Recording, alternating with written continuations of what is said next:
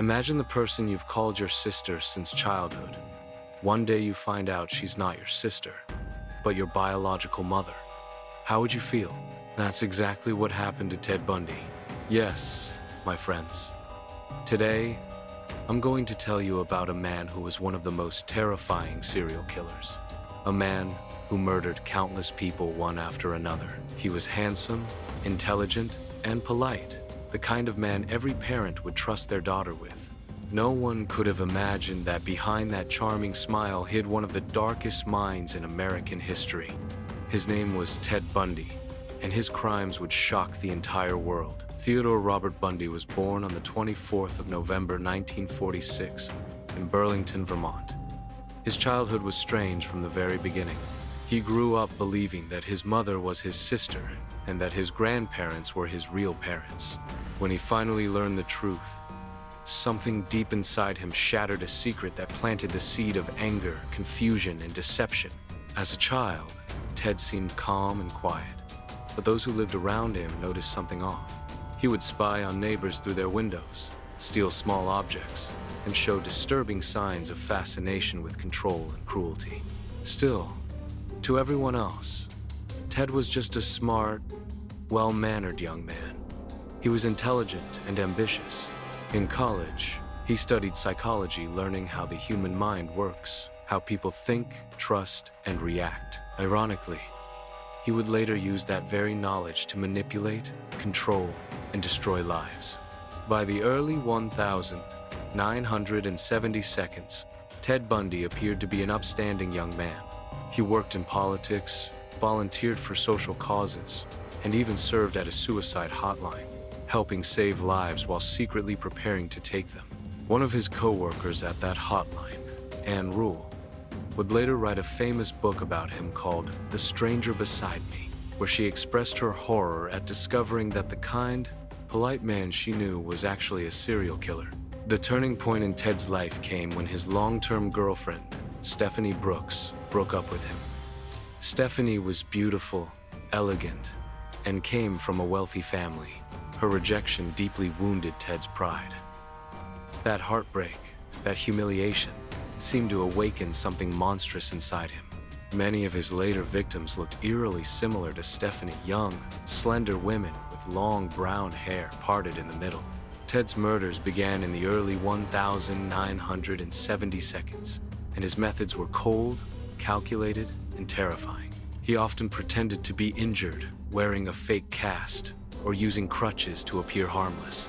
He would approach young women in public places and politely ask for help loading something into his car.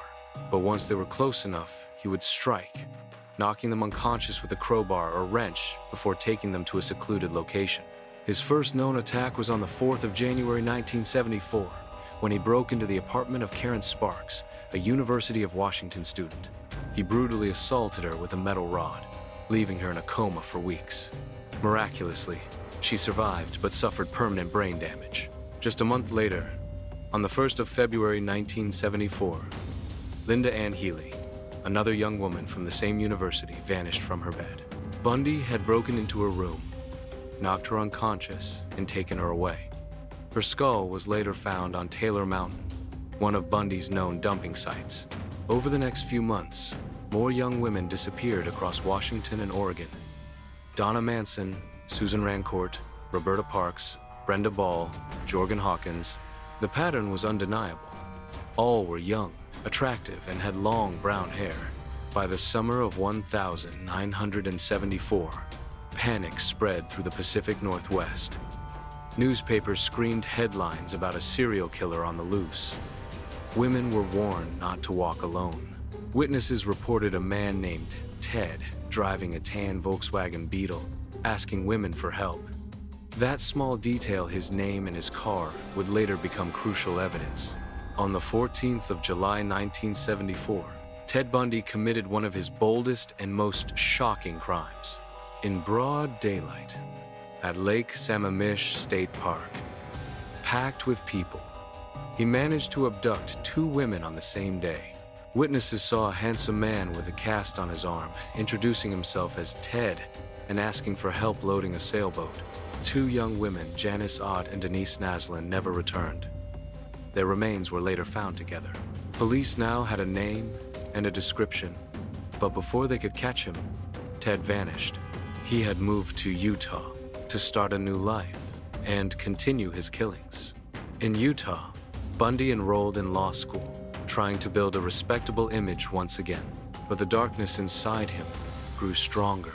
Soon, women began disappearing there too. Melissa Smith, Laura Aim, and several others. His attacks became more violent, his cruelty more extreme. He didn't just kill his victims. He often returned to their bodies. He would wash them, apply makeup, brush their hair, even talk to them. He treated them as possessions, lifeless dolls under his control. In 1975, Bundy's arrogance finally caught up with him. Police stopped him late at night for a traffic violation. When they searched his car, they found handcuffs, rope, a ski mask, and a crowbar, items that matched descriptions from multiple attacks. Soon, investigators connected Bundy to the attempted kidnapping of Carol Duranch, a woman who had escaped from him months earlier. Bundy had posed as a police officer, handcuffed her, and tried to force her into his car, but she managed to fight back and flee. Based on her testimony and the evidence, Bundy was arrested and convicted for kidnapping. He was sentenced to 15 years in prison, but Ted Bundy was far from finished. In 1977, he made his first daring escape. During a court hearing in Aspen, Colorado, where he was representing himself, he jumped out of a second-story window and disappeared into the mountains. He was caught 6 days later. A few months later, he escaped again, this time for good. He cut a hole in the ceiling of his cell, crawled through, and walked out disguised as another inmate. Bundy fled to Florida, and there, he unleashed his most horrific attacks.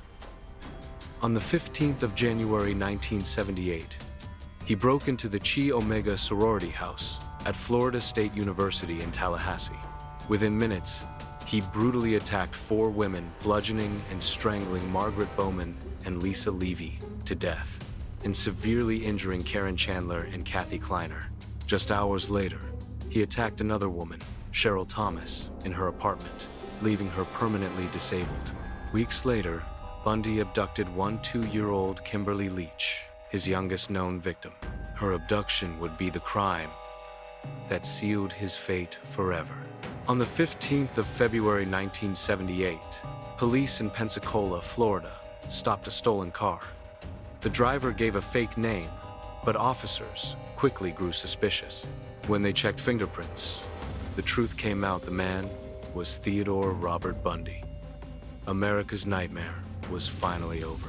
Bundy's trial for the Chi Omega murders began in 1979, and it was the first criminal trial in the United States to be broadcast on live television. The charming, confident Bundy used the courtroom as a stage, smiling for the cameras and acting as his own lawyer. But the evidence was overwhelming. Bite marks found on one of the victims matched Bundy's teeth exactly. He was found guilty and sentenced to death. During his trial, Bundy did something bizarre. He proposed to one of his female admirers, Carol Ann Boone, right there in the courtroom. Under Florida law, his words were legally binding, and she became his wife. In prison, Bundy began confessing to more murders, hoping to delay his execution. He admitted to killing more than 30 women across 7 states, though investigators believe the true number may have been over 100. Bundy's victims were daughters, sisters, and friends, their lives brutally stolen by a man who appeared so normal.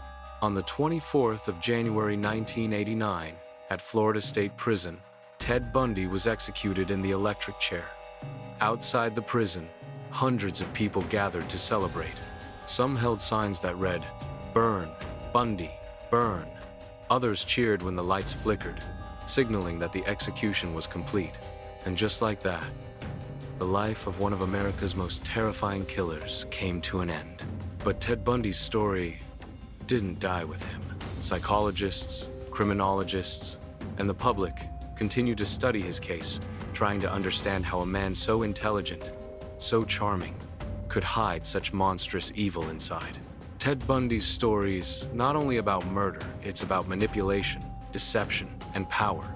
It's about how evil can wear the face of an angel. He proved that monsters don't always look like monsters. Sometimes, they look like the boy next door, smiling, polite, and utterly deadly. Ted Bundy, the man who fooled the world with his charm, became the face of pure evil. That's all for today. If you enjoyed this video, don't forget to like, comment, and share. Your one like motivates me to create more new videos. Thank you.